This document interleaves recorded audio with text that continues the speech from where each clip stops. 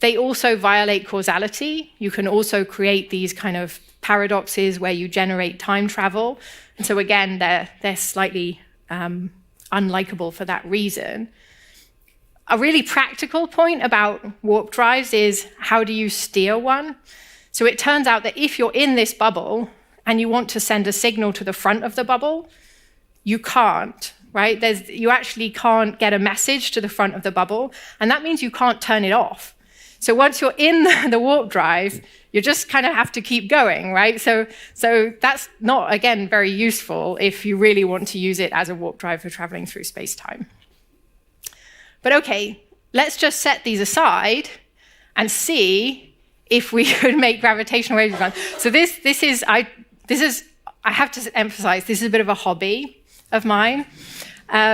So I'm very aware that most of the people in the audience are probably British taxpayers, and you do pay my salary. So I want to assure you that I do actually do other more useful stuff in my main research. Well, you can judge that for yourself. I also do teaching. So in my spare time, my hobby is to simulate warp drives. So as I say, these objects, although they're science fiction, they actually have quite good descriptions in physics. And so I can actually build one in my computer simulation, and I can actually see whether I can generate gravitational waves from it that maybe could be observed here on Earth.